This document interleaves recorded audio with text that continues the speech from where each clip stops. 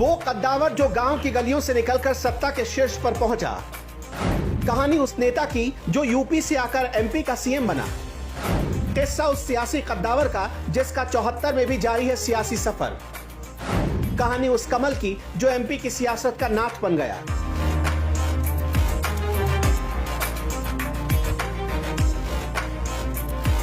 सियासी किस्से में आज कहानी उस कद्दावर नेता की जिसका सफर कानपुर शहर की गलियों से शुरू हुआ, लेकिन देखते ही देखते वो सत्ता के शीर्ष पर जा पहुंचा। किस्सा राजनीति के उस दिग्गज का है जो उत्तर प्रदेश से आकर मध्य प्रदेश का मुख्यमंत्री बना। कहानी उस राजनीतिक धुरंधर की है जिसका 74 की उम्र में भी जारी है सियासी सफर। देश और मध्य प्रदेश की राजनीति में जब भी अहम किरदारों की बात की जाती है तो कमलनाथ का नाम सबसे टॉप पर होता है। उन्होंने मध्य प्रदेश में 15 साल के वनवास को खत्म कर एक बार फिर कांग्रेस को सत्ता में स्थापित किया था, लेकिन ज्योतिरादित्य सिंधिया और उनके समर्थकों की बगावत के बाद उनकी सरकार गिर गई।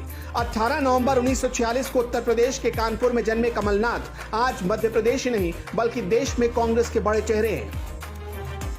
उनकी शुरुआती पढ़ाई कानपुर में हुई। पिता महेंद्र नाथ की इच्छा थी कि बेटा वकील बने, लेकिन कमलनाथ की किस्मत में कुछ और ही लिखा था। कमलनाथ देहरादून के दून स्कूल के छात्र रहे। कहा जाता है कि दून स्कूल में पढ़ाई के दौरान ही वो इंदिरा गांधी के छोटे बेटे संजय गांधी के संपर्क में आए थे और वहीं से उनकी राजनीति में एंट्री की नींव तैयार हुई।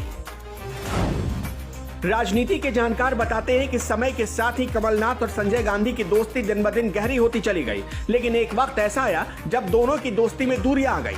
वो वक्त था जब कमलनाथ कोलकाता के सेंट जेवियर कॉलेज चले गए। हालांकि दोनों के दूर होने के बाद भी उनकी यारी कम नहीं हुई। ये दोस्ती सियासत में भी चर्चा में रहती थी। वजह थी दोनों का हर वक्त एक साथ रहना। संजय गांधी और कमलनाथ की दोस्ती के बारे में एक किस्सा भी मशहूर है कि जब आपातकाल के बाद जनता पार्टी की सरकार थी, तब एक मामले में संजय गांधी को तिहाड़ जेल भेज दिया गया था। तब इंदिरा गांधी को संजय गांधी की सुरक्षा की चिंता थी। ऐसे में कमलनाथ संजय गांधी के पास जेल जाने के लिए जानबूझकर एक जज से भिड़ गए।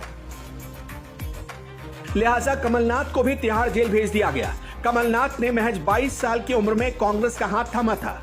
कांग्रेस की सियासत और नेहरू परिवार में कमलनाथ की हैसियत का अंदाजा इसी बात से लगाया जा सकता है कि सियासी गलियारों में एक बात की चर्चा खूब होती थी कि इंदिरा गांधी के दो हाथ संजय गांधी और कमलनाथ।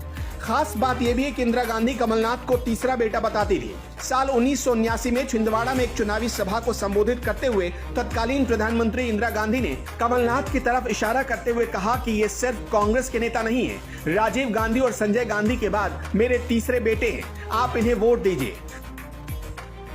1979 में कमलनाथ पहली बार छिंदवाड़ा के सांसद चुने गए, जिसके बाद 9 बार यहां से संसद तक का सफर तय किया। छिंदवाड़ा से पहला चुनाव जीतने के बाद कमलनाथ ने पीछे मुड़कर नहीं देखा।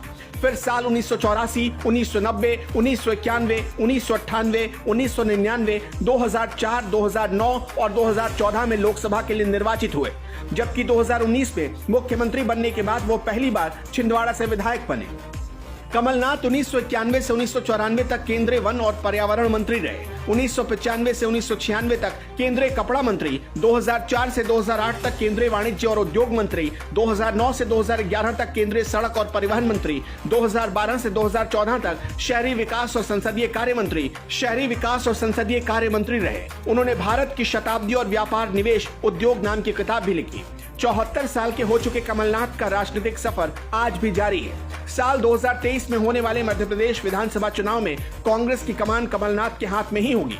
कमलनाथ राजनीति के मजे हुए प्लेयर हैं। हालांकि माना जा रहा है कि यह विधानसभा चुनाव कमलनाथ का आखिरी चुनाव हो सकता है जिस पर सबकी निगाहें टिकी हुई हैं। मीडिया रिपोर्ट्स की माने तो 2004 के लोकसभा चुनाव में जमा किए गए शपथ पत्र के मुताबिक कमलनाथ के पास 187 करोड़ रुपए की संपत्ति है। कमलनाथ छिंदवाड़ा जिले में 63 एकड़ जमीन के मालिक भी है।